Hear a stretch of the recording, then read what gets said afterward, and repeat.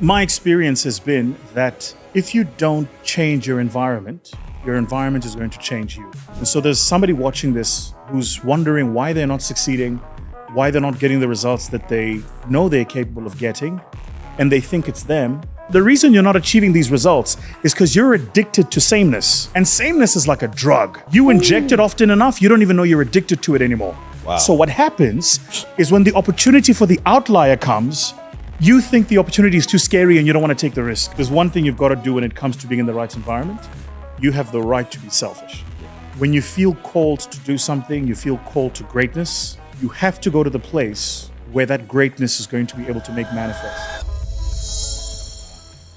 Welcome to Circle of Greatness. I'm your host, Nehemiah Davis, and I am so excited about today's episode.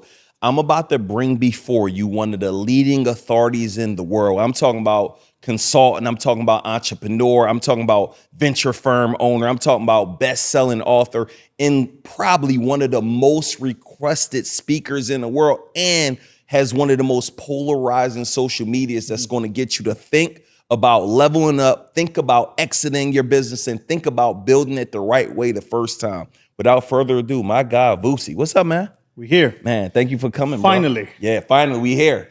Kelly, thank you to Kelly and y'all team coordinating and making it happen, man. So, how you been, bro? I mean, look, I should tell you, hang on to Kelly because she's persistent. Yeah, hey, listen, we gotta be. If you don't be, that's the only way we know, man. So yeah, I appreciate you coming in, man. We got a great general friend. I mean, Lamar raved about just how amazing you are and just a great businessman. How important is environment and the right connections? Sure. I mean, you went right in there. So let's talk about environment first. My experience has been that if you don't change your environment is going to change you. And I think it's especially true today, right? Because there's certain businesses that you can't make happen unless you're in the right environment. Yeah. And so there's somebody watching this who's wondering why they're not succeeding, why they're not getting the results that they know they're capable of getting, and they think it's them. Sometimes that's the case, but my experience has been that often it's also you in the wrong environment. So if you're not in an environment that nurtures growth, that identifies opportunity, that partners with people, then you're going to immediately hit ceilings around what you're able to do.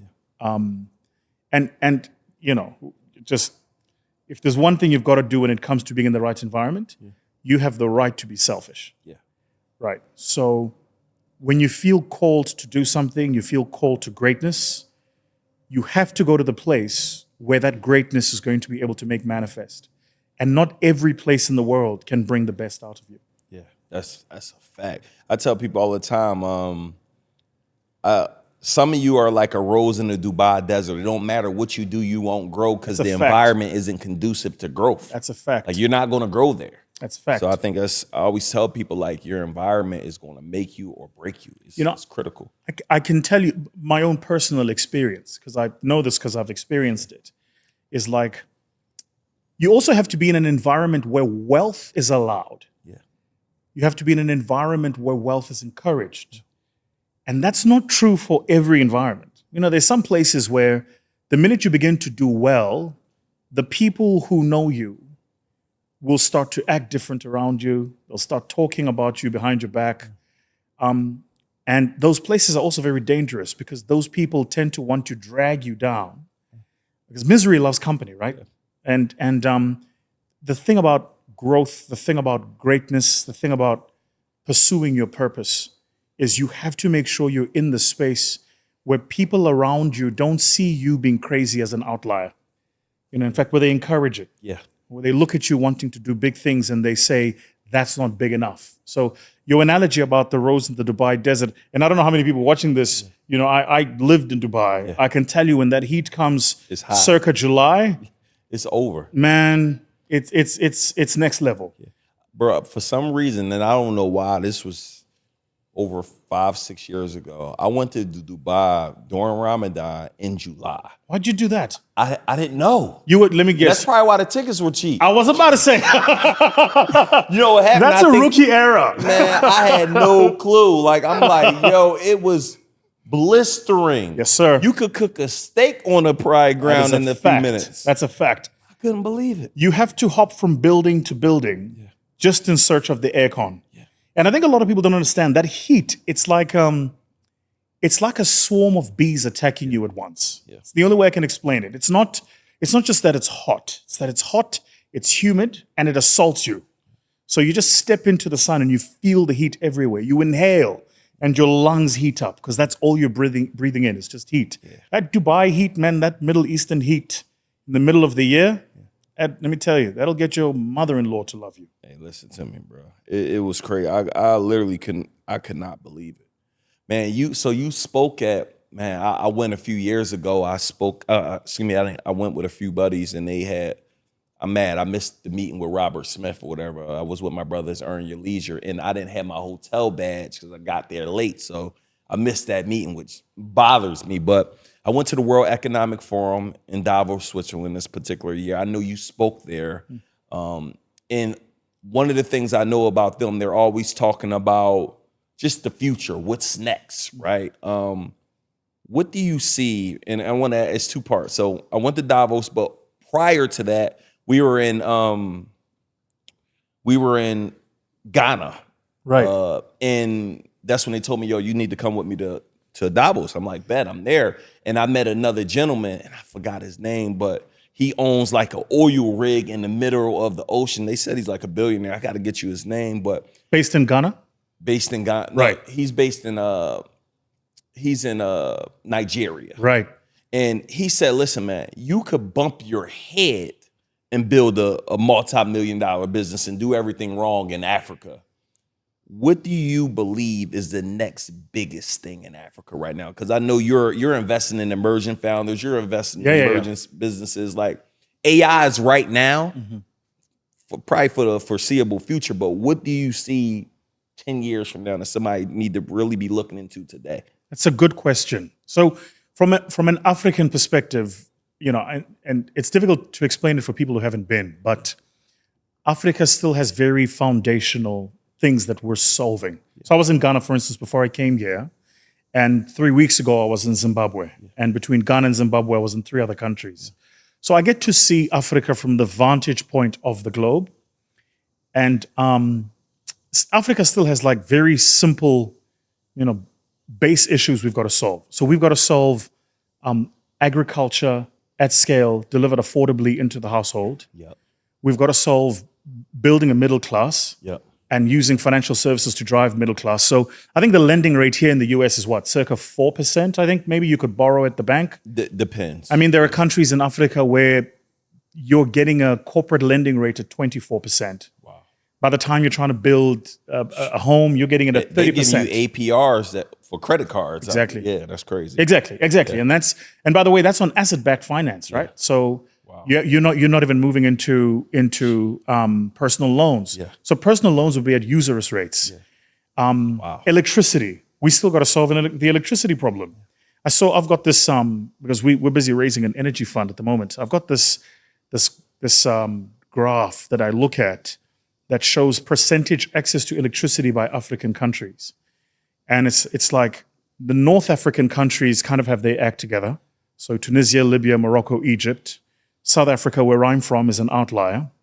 And then in the middle, particularly when you get to Central Africa, West Africa, in some of those countries, you have access to electricity rates lower than 20%. The reason I'm mentioning this is because when I come here, I hear people talking about very advanced industries, artificial intelligence, etc. And those are great. But where I'm from, it's just like, let's just get the basic stuff to work and work reliably. Right. And so, that's one of the changes we've had to make in the firm. We were like, well, where are the industries that are going to grow reliably and are going to grow into the foreseeable future? That's why Trump just did a deal with Rwanda and Congo, right? I mean, Congo is the wealthiest country in the world, bar none, when you consider the amount of minerals under the ground. They can mine the Congo for the next 300 years, and they still will not be able to take everything out of the land of Congo. It is an unbelievably wealthy country. But what does it need? It needs road, rail, infrastructure, ports, banks, housing for the middle class, reliable electricity. So when you are thinking about getting into Africa, you've got to be thinking about building, as I like to call it, real businesses for real people. Whereas here, it's a lot of like, I'm going to write an API, plug it into something. Yeah. We're going to help you double your revenues.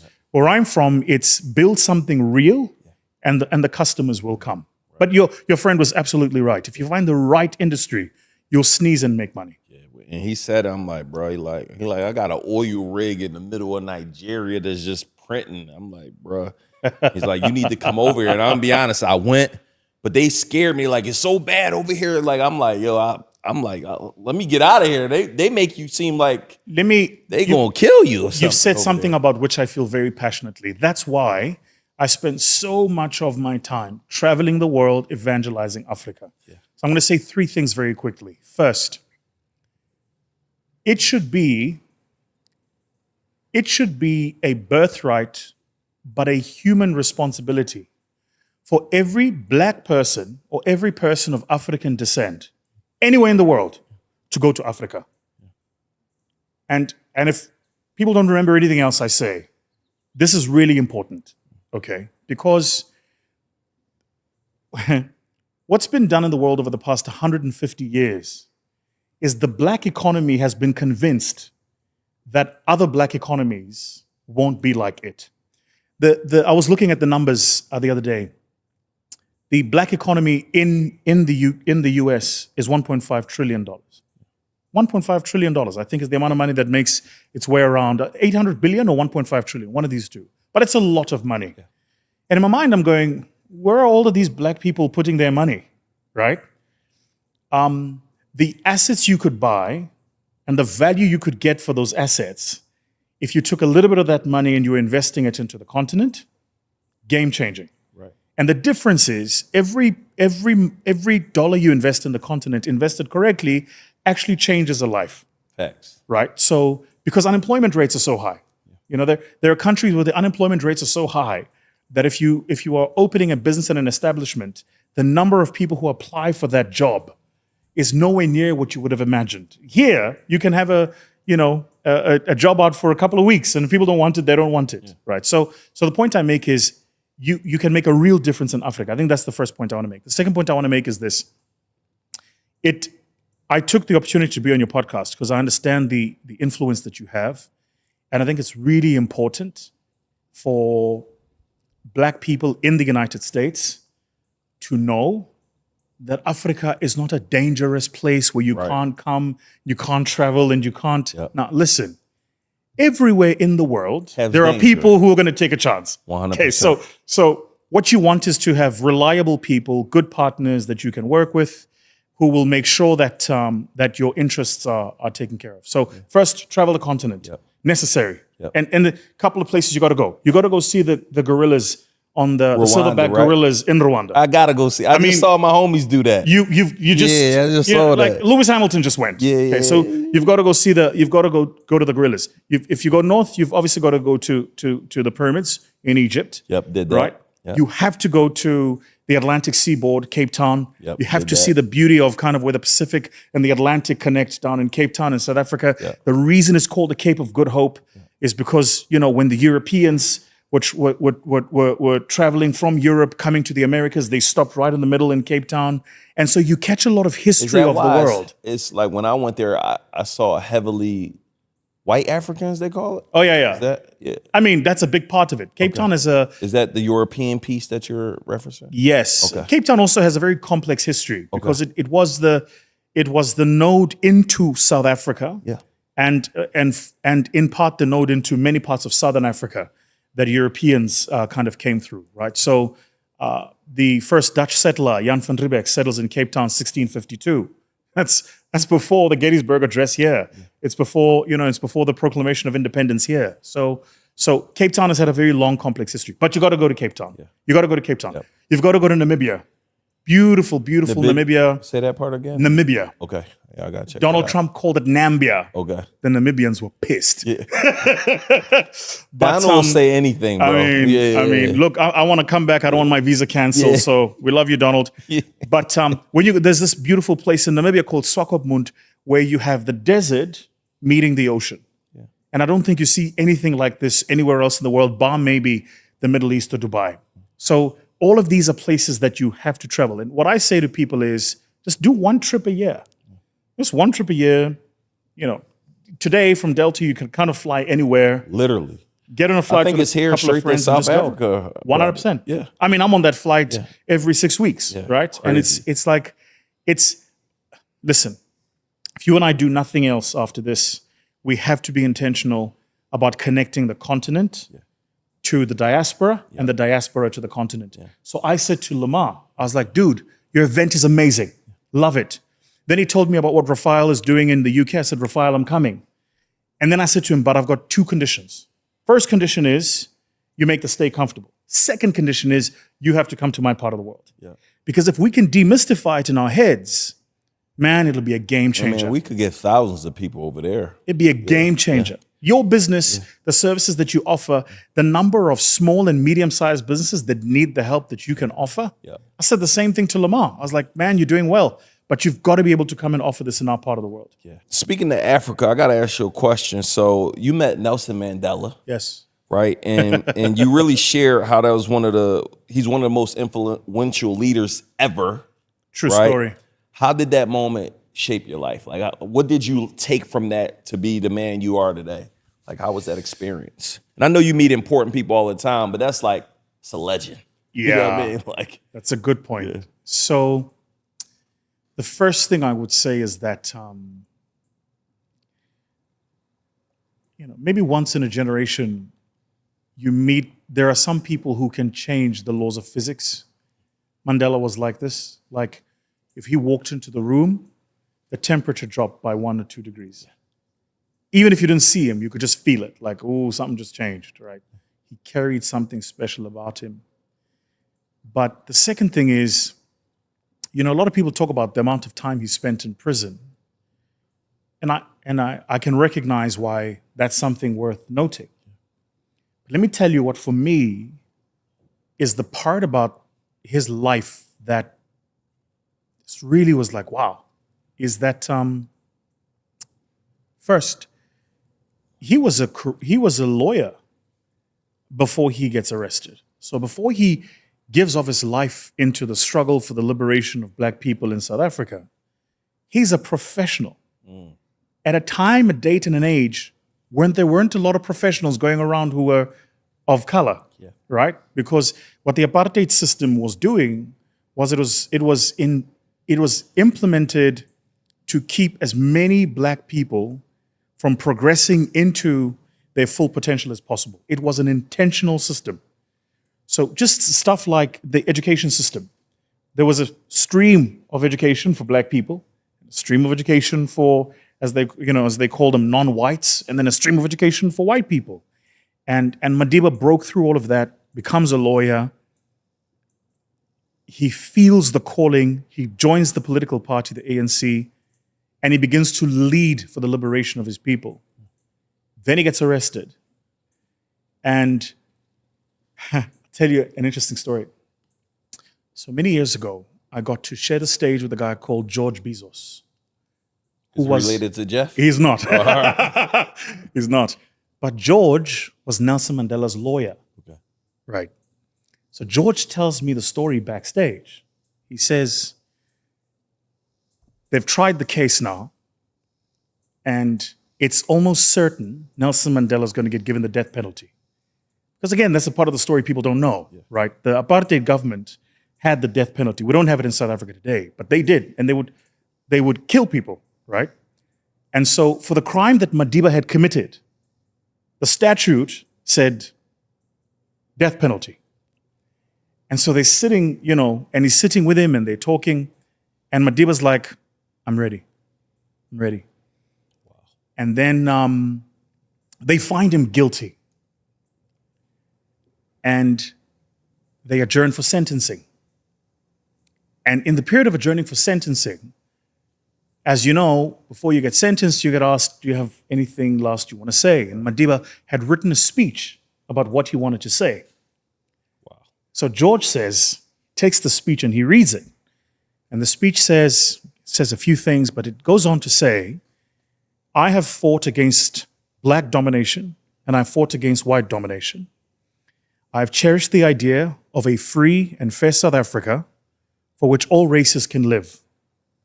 He says in the speech, it is an idea for which I hope to live, but if necessary, it is an idea for which I'm prepared to die.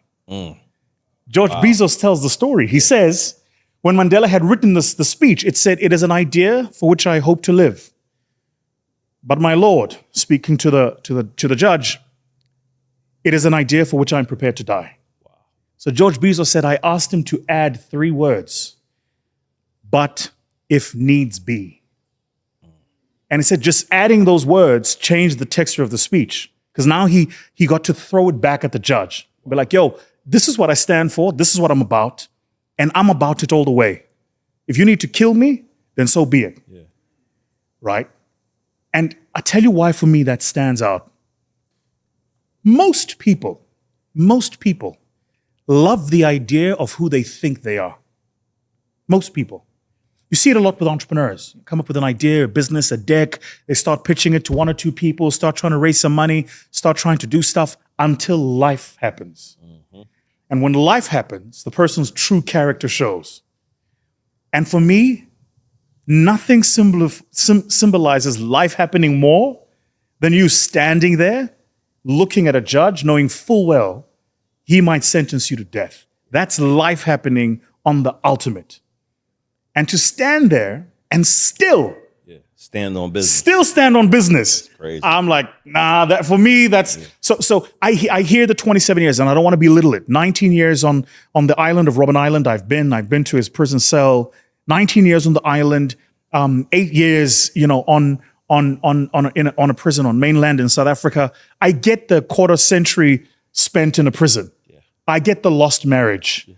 Because a lot of us also don't talk about that. As a father, as a married man, listen, wild horses couldn't drag me away from my kids. Yeah. I don't know how you do it for 27 years. Yeah, it's wild. You have a little girl growing up and she grows up to be a little girl and then a teenager and then a full woman.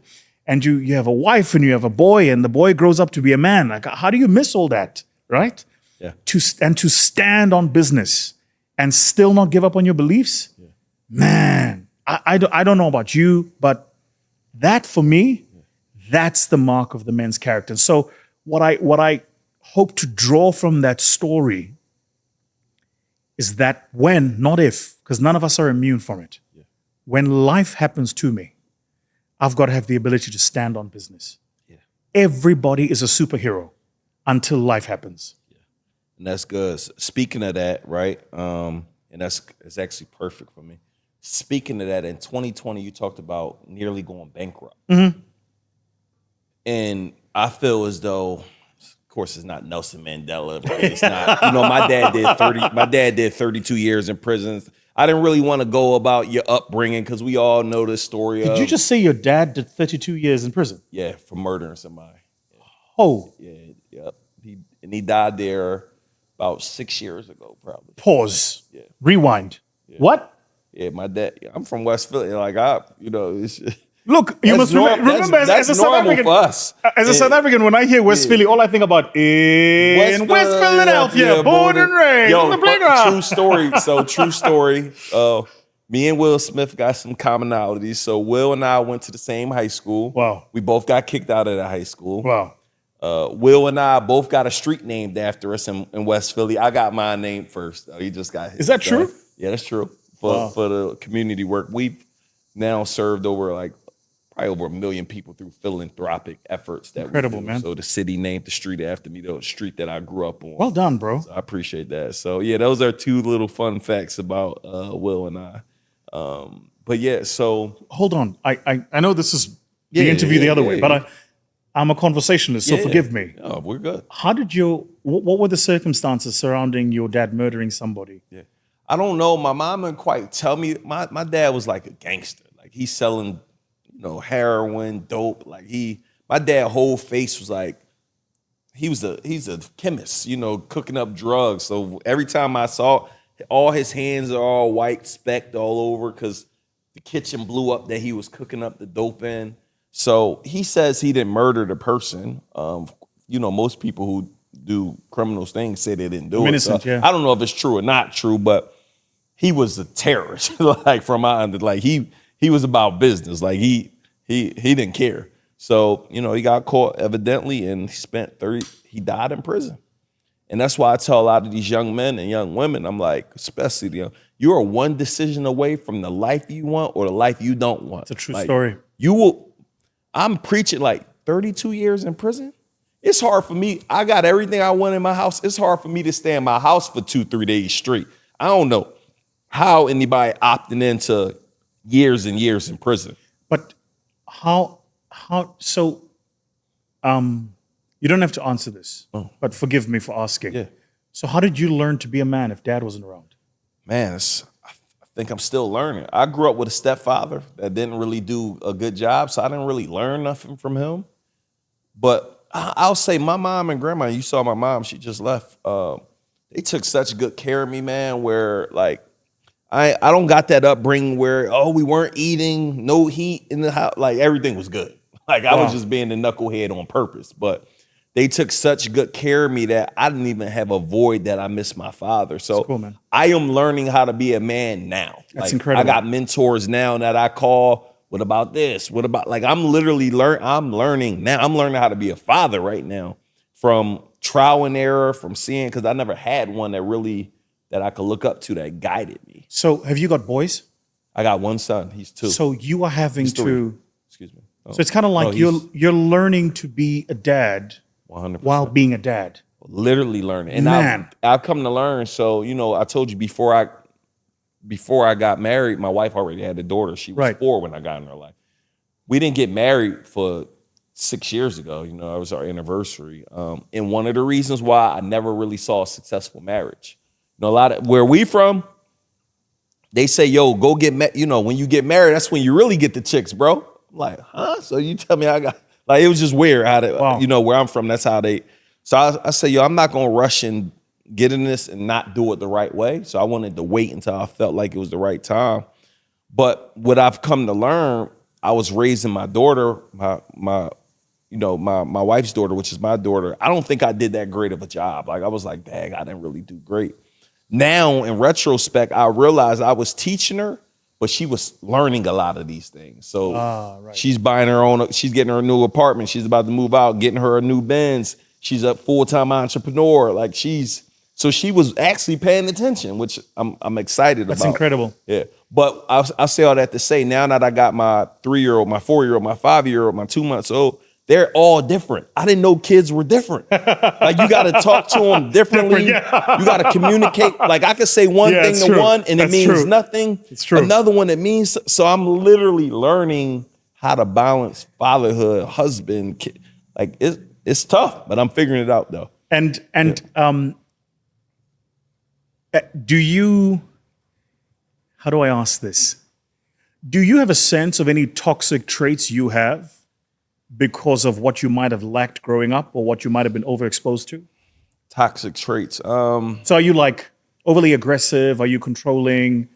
I'm tough, man. I'm tough I'm a straight shooter. You know what I mean? Like it's not focused much on feelings. I'm focused a lot on the result, especially in business. I know you talked about sometimes you just got to be cut through. You got to do what you got to do, yeah. You got to do. But I care too, but I'm trying to get a result, whether with my family, whether with our business, whether I'm trying to move things forward. But toxic traits, I don't know. I mean, my wife would probably have to answer. Like, I'm sure. Yeah. I'm sure she might have something to say. She said I'm rough though. She said it's tough being with me. You know what I mean? In terms of, you know, we demand a lot. So last question on this. So your dad died in prison. Yep, in prison. Do you have a memory of ever seeing your dad not in prison? Never. No My memory. God. Zero memory. My God. Only memory I got to see him in the prison. We going to the vending machine, ordering the little stuff out of the vending machine. I have no memory. I do have a picture that my mom gave me of where we're hanging out, but I don't remember none of it. And that's why I want to be present in my children's lives now. Wow. Yeah. Wow. Yeah. I lost my father when I was 13. He was murdered. Wow. Sorry to hear that. And it's a funny thing. I mean, it's And 13 is such an interesting time, right? Because it's kind of the time when a boy becomes a man. Yeah. And so a lot of what you need to model is just not there. That's why I'm asking these questions, because then I'm like, so how did you learn what masculinity is? How did you learn how to draw boundaries? Yeah. And it's stuff, I don't know kind of where you sit on this, but I watch a lot of the contents on social media and I'm just like, who came up with this bullshit? Yeah. And my mom wouldn't let me do certain things, right? Ain't no playing with dolls, ain't no walking in my shoes. It's just certain stuff that I like your mom. Yeah, it's just certain stuff she's just not standing by. Like, yo, you're not gonna do this. Like, so I'm doing the same thing for my children. Certain things you can't do in our household. Right. You know what I mean? And based on what I learned from her. And you keep saying you're from West Philadelphia. Yeah, West Philly, yeah. Is that to say that different parts of Philadelphia have different... Yeah, so you got West Philly, you got North Philly, you got South Philly, West, North, South. Are they different in terms of how people experience them? No, they just different ghettos. Right. You're just in a different ghetto. You're in the North ghetto, you in the South ghetto, you in the West. They all now they getting better, but 20 years, you got good parts of West Philly. I lived in the good part and I also lived in the bad part. You got good parts of South Philly. South Philly is downtown by the stadium, but then you got bad parts of South Philly. So every part got a good and got a bad. I'm almost done. Oh, you're good. You're good. What is it like being Black in America? Yeah, that's a good question. What is it like being Black in America? I mean, I think being Black in America, I think it's different for everybody based on where you're at, right? Where you're at. Fair point. Fair point. With economics, where you, like when you in the hood in the trenches, it's rough, man. You trying to figure out how you going to eat. You trying to figure out how you going to keep your lights on. You trying to figure out, it's certain things you trying to figure out. I want to say it's tough because where we from, Black, you don't have no mentor. Like for you, like you were like perplexed, like, yo, you didn't have your dad. That crap is normal. You know what I mean? It ain't even, I can't name all the people I grew up with. Most of them didn't have no dad, like in their life, like, or most households, from where I grew up, you never had both parents in the house. You may have a dad, but there's not like my wife, she haven't talked to her dad in 10 years. It's not even, that crap is normal where we from. It's not so it's not, when you say dead in jail, like that crap is normal. You understand the kind of intergenerational problems that causes, right? Sure, yeah, a lot. Because then you breed a generation that breeds a generation that thinks that's normal. Yeah. And so.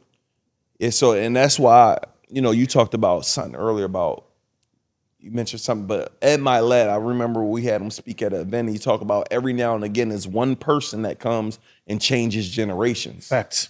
My hopes is that's going to be me. That's you. And it's good.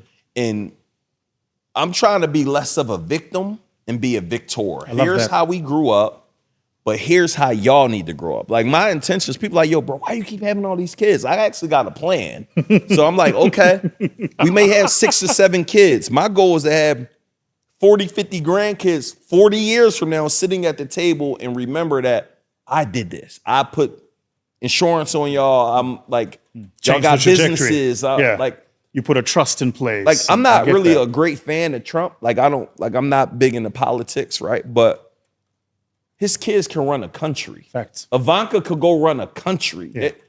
I'm trying to be like, yo, my kid's in position to go run something. Yeah. And that's my responsibility to help them go do that. That's so real. Thank you for that. So that's what. That is real. Yeah. So I just try not. I learned. You gonna complain about it, or you gonna do like? How long you gonna talk about? People keep talking about. Oh, my dad locked. How long are you gonna be a victim mentality? Everything wrong. Everything going wrong. How long are you? I only focus on what I can control. And look to go make the best of it. What you said is something, I live by this philosophy, right? Which is your excuses are valid. Yeah. And that's the problem. Yeah, that's the good. problem is that if you verbalize or write down your excuse, you're actually 100% right. Yeah. You are not lying. Your experience is true. You actually had that experience. Life isn't fair. It's easier for somebody else. And all of those things are absolutely valid. Yep. And that's the problem. The problem is because they're valid, you take them to be a sentence on your life. And then you think, the rest of your life is just, this is now the trajectory that you've got to follow. It's very difficult to go, in spite of these things, I'm going to choose a different direction anyway. That's very hard. So good on you for doing that, man. Appreciate it. Well done. Man. I appreciate it. I just honestly don't. It's kind of like an entrepreneurship. I've been full-time now 15, 16 years. And they be like, what's the toughest part? Well, when I got fired from my 10th job, I worked at the private airport. I said I'm mentally unemployable.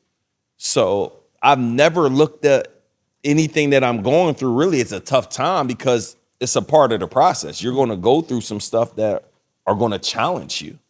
So I just want to, one of the things I think, and I don't know if you guys have a sense of it here in the US, right? But from an outsider's perspective, one of the things I observe about the US, and set aside all the idiosyncrasies and, the various different political sides, one of the things I observe about the US is you guys, there is a culture here that it's okay to make it.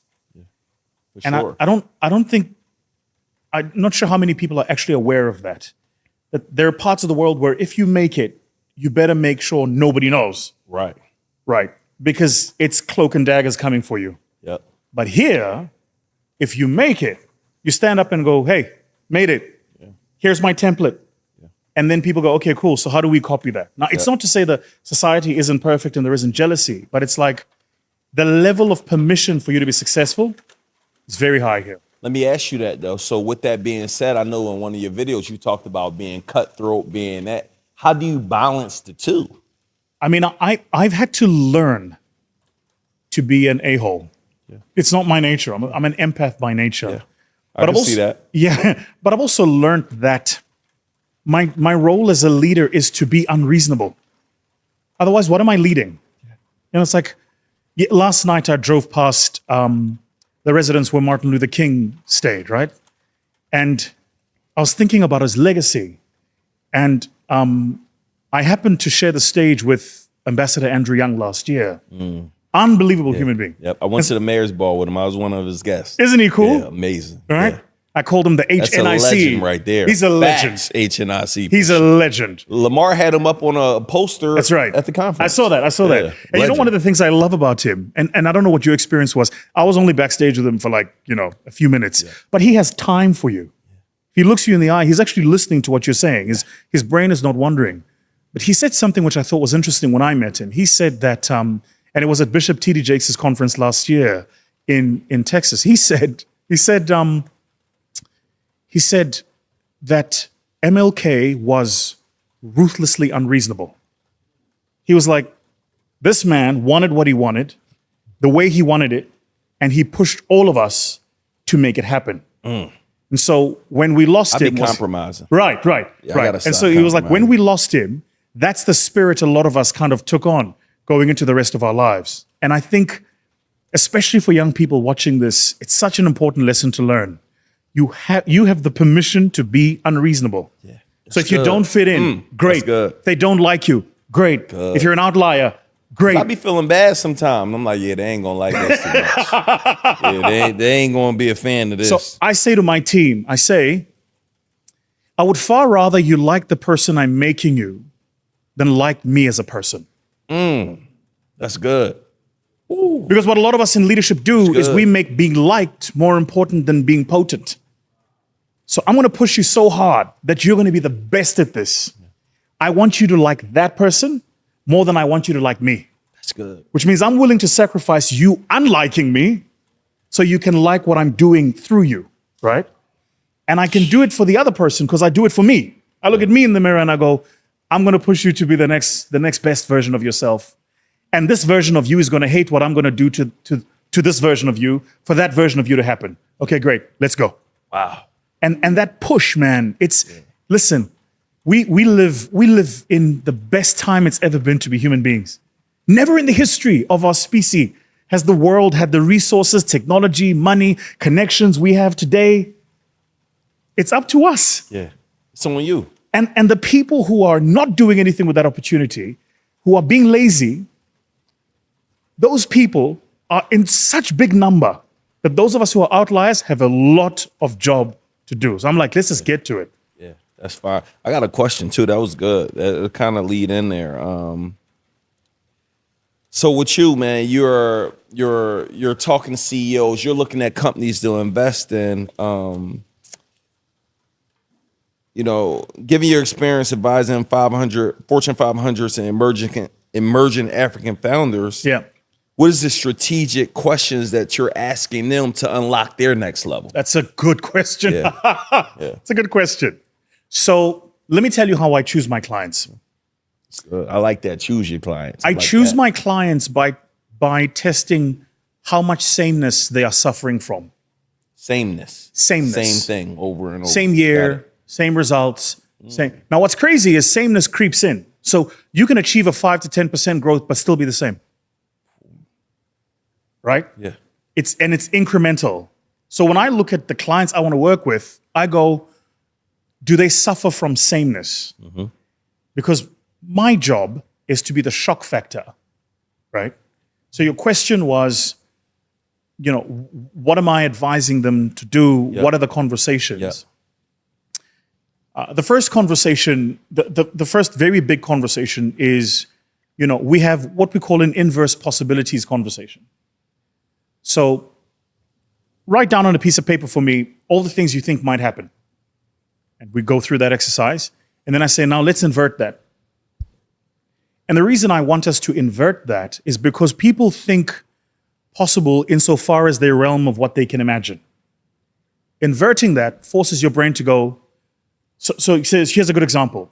Say, your YouTube channel's at 250,000 followers. I go, write down what's possible. You go, we might double that. Yeah. I go, great. Let's invert that. Let's make that 12x. What does a 12x look like? Yeah. Okay. Now, it's not a goal, but it's a think exercise. Yeah. It's like, how do we think about it? So that's the first thing. The second thing is, a big part of my job is to communicate to my clients not where they are, but where the world is going. You know this because you work with entrepreneurs. Entrepreneurs are like this, right? So they have their business, their problem, their solution, their industry. That's what they know. That's what they do. And so my job is to go, let's do this a little bit. What else is out there? Now, as entrepreneurs, you and I, we naturally do this. Naturally. Like you'll naturally follow a certain channel of social media or read a certain kind of book or be involved in a certain kind of conversation. But that's how you're wired. What a lot of us entrepreneurs don't get is that's not actually how most people are wired. Yeah. Most people shop at the same grocery store, they go to the same gym, they live in the same suburbs, they have friends with the same people they went to school with. So that test of sameness for them is not a curse, it's who they are. So when you come into their lives and you go, the reason you're not achieving these results is because you're addicted to sameness. Wow. And sameness is like a drug. You inject it often enough, you don't even know you're addicted to it anymore. Wow. So what happens is when the opportunity for the outlier comes, you think the opportunity is too scary and you don't want to take the risk. What you don't get is you're now being addicted to the sameness rather than going, how do I push for boundaries for next? Wow. So a big part of my job is to be the guy standing behind them, kicking them in the backside, going, you're not doing enough, you're not working hard enough, you're not pushing hard enough, you're not taking enough risks, you're not doing this enough. You're not seeing the world for what's out there. Let me just say one last thing. That's good. Every single person in the world today, shaping the world today, is not a celestial being. They didn't fall from the heavens. They're a human being. They were born and they will die. Once you understand that every single person shaping the world is a person just like you, the competitive nature in me goes, well, what's so special about Sam Altman? Yeah. Okay, he can write a bit of code. Shit, I'll learn some code. Yeah. Shit. I might even steal his code. Yeah. You know what I'm saying? Like, I'm that kind of guy. And so I think that the push, and that's why I love the name of your show, right? Greatness. Yeah. It's like all of us have it. Oh, this is so good. All of us have it. Greatness is like blood. Every single human being walking The surface of the earth has blood pumping through them. Yeah. We all have greatness in us. Yeah. It manifests differently, it looks different, and it's called on in different spaces, but all of us have it. You have two jobs. First is to find where you're called to manifest it. Yep. And second, once you found it, is to be unbelievably ruthless in how you go after it. That's good. So the folks we You study. won't be liked though. I mean, listen. I feel like you're gonna lose a lot of people. Let me tell you. I be losing people because I'm demanding greatness. They like, So- yeah, I'm good. Have you watched Save the Last Dance? Yes. Michael Jordan? Michael Jordan. Michael Jordan, the I haven't watched it in years. Oh man, I was watching it again the other day because I was just rewatching it. with Mike. Oh yeah, I saw that. Yeah, No, Michael Jackson. So Michael Jordan. I'm thinking about Say the Last Dance, like the dance. No. movie from Michael 20 Jordan. I years said ago. Michael Jackson. Michael Jordan, right? Yeah. The documentary about him on basketball Netflix, player, yeah. right? One of the things that stuck out at me is, for all intent and purpose, this guy was an asshole. Yeah. Like if you actually watch the thing, you're like, Yeah. this guy, Yeah. he was an asshole. So people didn't like him. Yeah. Even his team members didn't like him.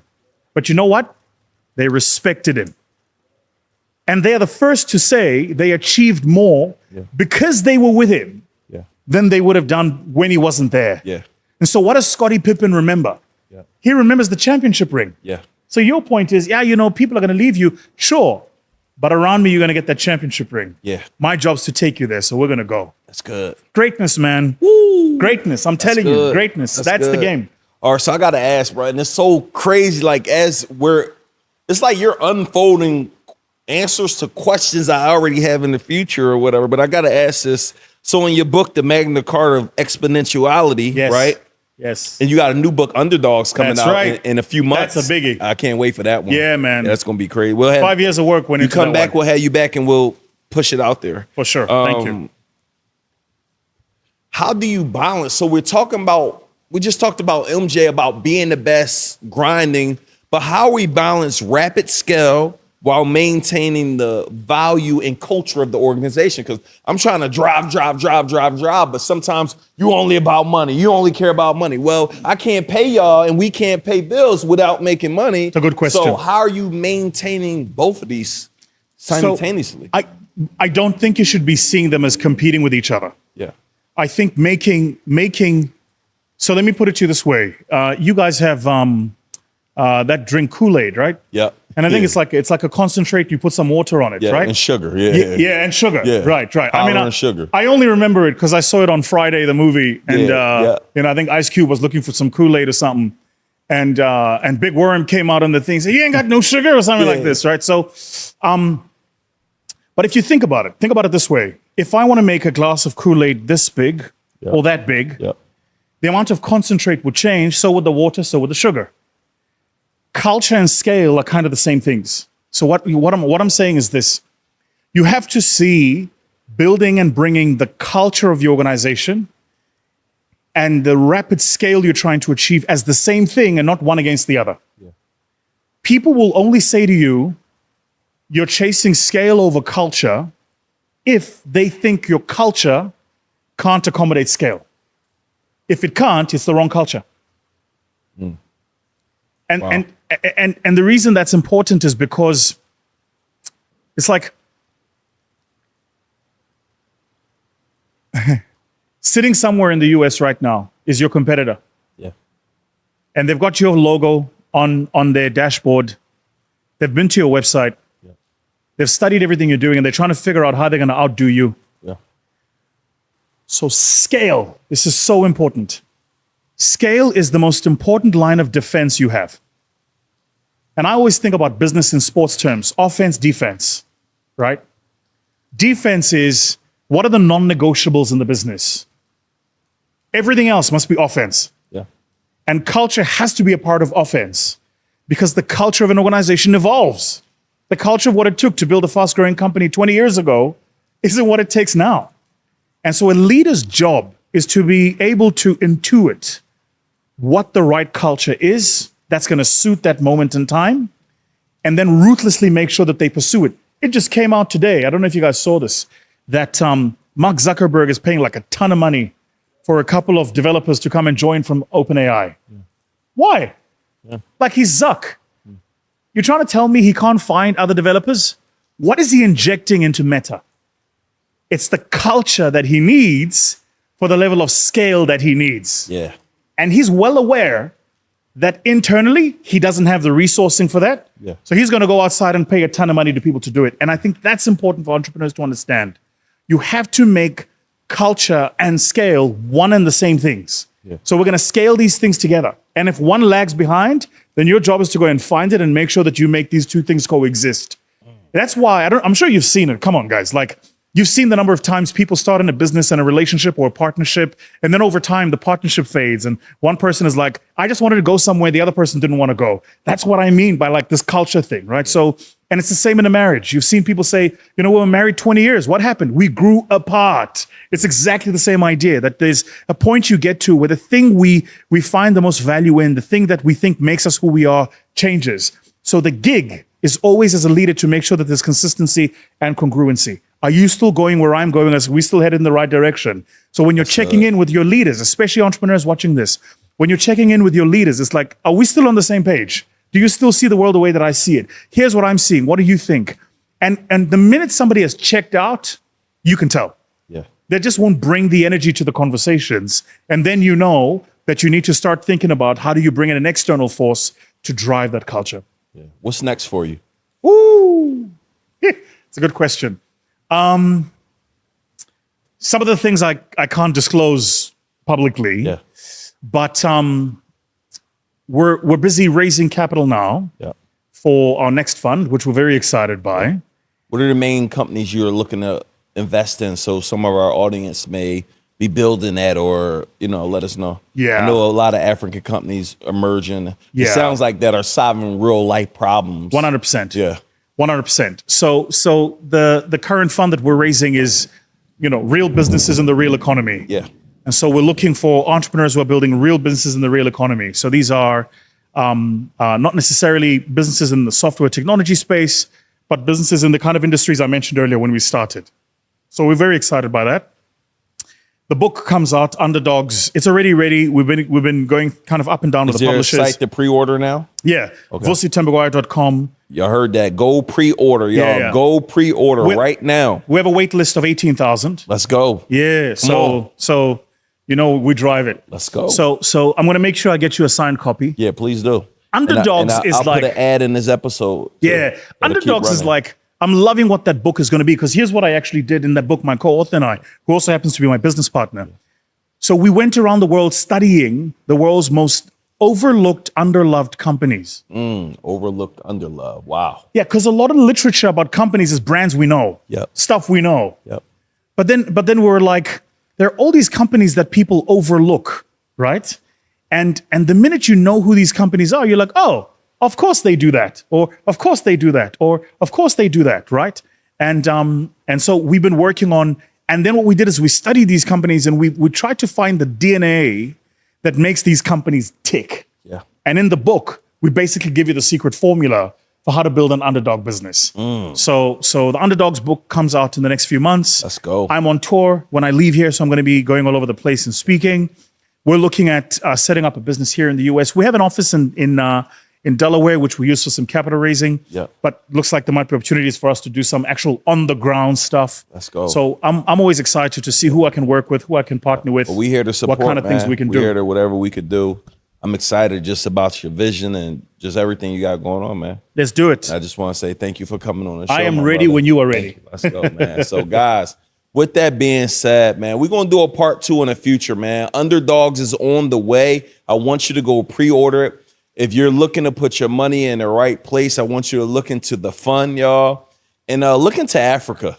Like, maybe we're going to do a trip. We're going to maybe bring thousands of people over to Africa, and we're going to create a moment, and we're going to create something amazing. So, y'all, thank you once again for tuning in.